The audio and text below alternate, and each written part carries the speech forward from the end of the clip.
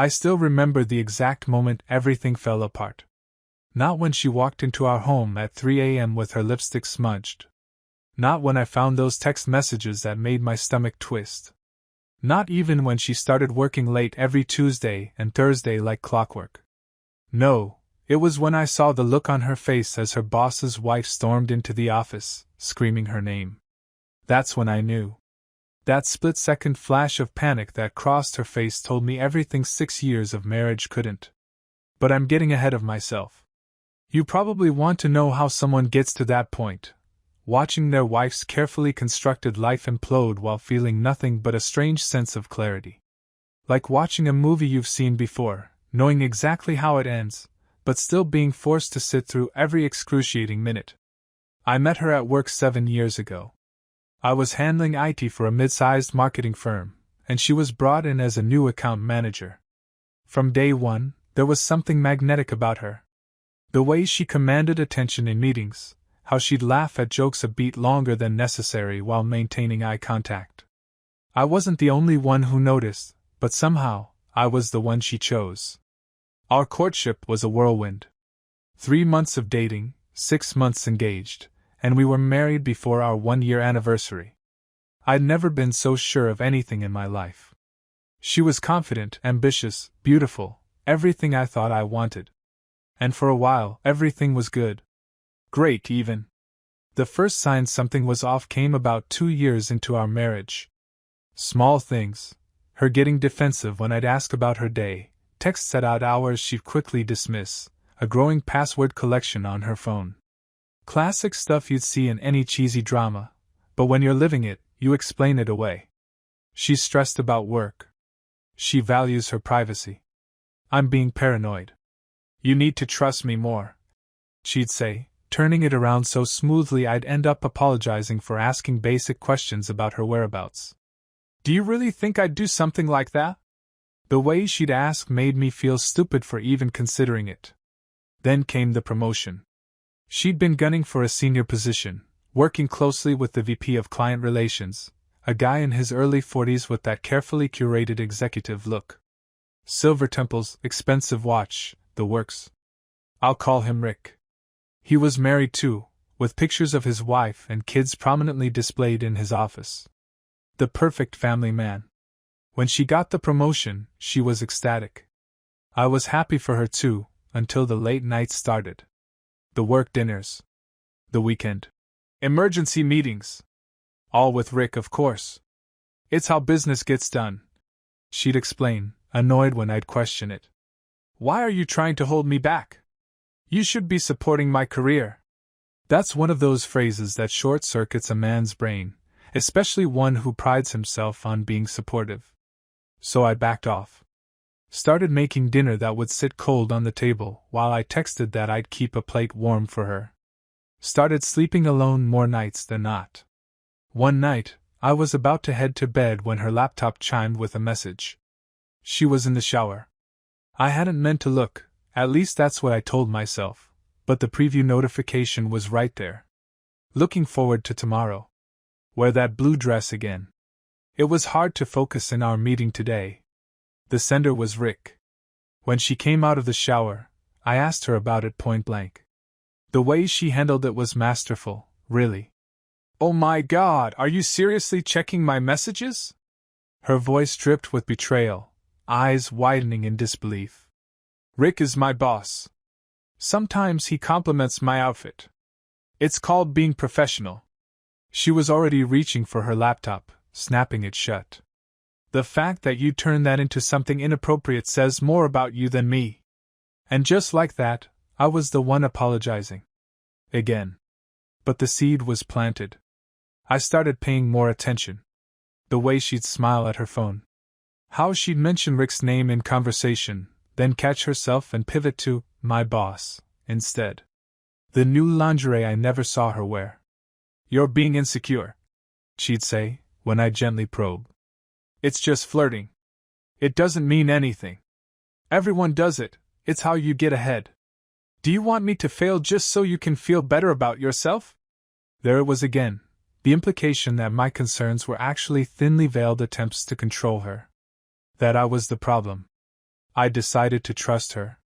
Or maybe I was just too afraid of what I'd find if I pushed harder. Either way, I chose willful ignorance. For a while.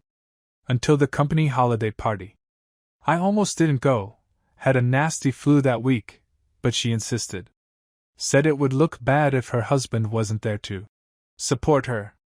Now I understand she just needed her cover story. I noticed it immediately, the easy familiarity between them. The inside jokes. The way his hand would linger on her lower back when he thought no one was looking. The way she leaned into it. I watched them from across the room, feeling like I was having an out-of-body experience. His wife noticed too. A small, elegant woman with shrewd eyes that missed nothing. I caught her watching them with the same expression I probably had. Our eyes met briefly across the room. A moment of recognition passed between us. The look of two people doing the math and not liking the result. I confronted my wife on the drive home. She was tipsy, off guard. You and Rick seemed close tonight. She laughed, dismissive. He's my boss. We work together every day. Is that all it is? She turned to look at me, expression hardening. What exactly are you asking me? I think you know. That's when she unleashed. How dare I embarrass her like this after her big night? Why was I so threatened by her success? Why couldn't I just be happy for her? Was I really so insecure that I couldn't handle her having male colleagues? By the time we got home, I was apologizing. Again. But this time, something felt different. The apology was mechanical, a reflex. Inside, something had shifted. The next week, I did something I never thought I'd do. I checked her phone while she was in the shower. The texts between her and Rick told the story in nauseating detail. Planning meetups. Hotel rooms. Inside jokes about how oblivious everyone was, especially his wife and me. I took screenshots and emailed them to myself, then put her phone back exactly as I'd found it. I wasn't sure what I was going to do with them, but I needed proof. For myself, maybe. To confirm I wasn't crazy. That night, I slept on the couch claiming I didn't want to wake her when I came to bed late. The truth was I couldn't stand to lie next to her. For 2 weeks, I said nothing. Watched her lie to my face daily. Observed her with new clarity, the casual deceptions, the manipulations I'd been blind to for years. It was like having thermal vision suddenly activated. I could see everything now, patterns of behavior that had always been there but invisible to me before. I started making preparations. Got my financial affairs in order. Spoke to a lawyer. Found an apartment I could move into immediately. I hadn't decided yet if I was leaving, but I wanted options. Then came the day at her office. I rarely visited her at work, but I needed her signature on some insurance paperwork. The receptionist knew me, waved me through with a friendly smile. I took the elevator up, nodding to familiar faces as I made my way to her department. As I rounded the corner to her office, I heard it. A woman's voice, sharp with fury and pain. Where is she? I want to see her right now. I froze. Through the glass walls of the conference room, I could see Rick's wife. She looked nothing like the composed woman from the holiday party. Her hair was disheveled, mascara streaked down her face. In her hand were printed papers, emails, from the look of it. And then I saw my wife emerge from her office, face draining of color, as she registered who was causing the commotion. Not embarrassment. Not shame. Just panic at being caught.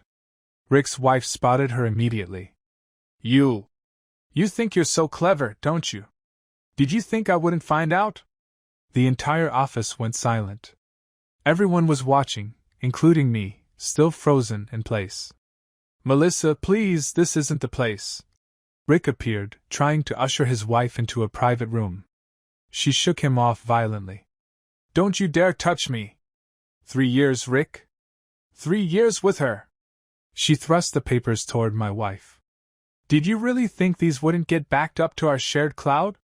Are you really that stupid? My wife didn't say a word. Just stood there, eyes darting between Rick, his wife, and the growing audience. Then she saw me. Our eyes locked. In that moment, With everyone watching, I saw no remorse, no shame. Just calculation. I could practically see her mind racing, trying to figure out how to spin this, how to make herself the victim. I didn't give her the chance. I set the insurance paperwork on the nearest desk, turned around, and walked out.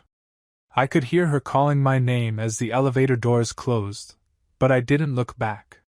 I went home, packed what I needed, and left. Blocked her number. Stayed at a hotel that night, then moved into the apartment I'd already lined up the next day. She found me, of course. Showed up at my workplace 2 days later, tears streaming as she begged for another chance. Said it was just a mistake. That Rick had pressured her. That it didn't mean anything. It was just flirting that got out of hand. She insisted, eyes wide with manufactured sincerity. You know how it is in corporate. Sometimes you have to play the game. I just looked at her, seeing her clearly for the first time. The game, I repeated. Is that what our marriage was to you? A game? No. That's not what I meant. It doesn't matter what you meant. It matters what you did. For years. I'll go to therapy. We'll go to counseling. I'll quit my job. Whatever it takes. The sad thing was, a small part of me still wanted to believe her. That's how effective she'd been at making me doubt myself. But the woman standing before me wasn't the person I thought I'd married. Maybe she never existed at all. I didn't even confront you, I said quietly. Just packed my things and walked out. Do you know why? She shook her head, tears still flowing on command. Because I knew exactly what you'd say. Every excuse, every deflection, every way you tried to make this my fault. And I just couldn't listen to any more lies. I expected anger. Defensiveness. What I didn't expect was for her mask to drop completely. Her tears dried up instantly, face hardening into something cold and unfamiliar. You think you're so much better than me, she hissed. You have no idea what it takes to succeed. I did what I had to do. Including throwing away our marriage? She laughed, a sharp, ugly sound. Our marriage. Right. You, who was perfectly happy to stay in the same dead-end IT job forever. No ambition, no drive. Just happy to come home and play video games while I was out there actually building something. There it was. The real her, finally. I hope it was worth it, I said. He was leaving his wife for me, you know. We had it all planned out. I couldn't help but laugh at that. Is that what he told you? While his wife was backing up all your emails to their shared cloud? She flinched, and I knew I'd hit a nerve. The divorce papers will be ready next week, I said. I won't contest anything if you don't. I just want this over with. You'll regret this, she said, but the threat sounded hollow. You'll never find anyone like me again. For the first time in months, I smiled genuinely. That's the plan. The fallout was predictable. She lost her job. Rick kept his, funny how that works, but was demoted. His wife filed for divorce too, from what I heard through mutual connections. My ex tried to contact me a few more times, alternating between threats and tearful pleas. I maintained no contact. The divorce went through quickly, surprisingly clean given the circumstances. It's been a year now. Sometimes people ask if I miss her, or if I've put myself out there again. The truth is, I needed to figure out how I ended up with someone who could lie to my face for years. How I became the kind of man who would apologize for asking reasonable questions. How I lost myself so completely in someone else's reality. What I've realized is this. I ignored so many red flags because they came wrapped in the package I thought I wanted. I mistook confidence for character, ambition for integrity. I let myself be manipulated because confronting the truth was harder than living the lie. Men are conditioned to believe we're lucky to have a beautiful, ambitious woman choose us. That we should overlook things, not be controlling. That questioning obvious lies makes us insecure. We're taught that jealousy is a character flaw rather than sometimes being a legitimate response to sketchy behavior. I'm not bitter. I'm awake. There's a difference. I've learned to trust my instincts again. To recognize when someone's words don't match their actions. To understand that someone who truly respects you doesn't make you constantly question your own sanity. Sometimes I think about that moment in her office, when I saw her calculating her next move even as her world collapsed around her. In a strange way, I'm grateful. Not for the pain or the wasted years, but for the clarity that finally came. I didn't even confront her. Just packed my things and walked out. It was the first truly honest moment of our marriage, when I finally acted on what I knew instead of what I wanted to believe. And in that honesty, I found something I'd lost long ago, myself.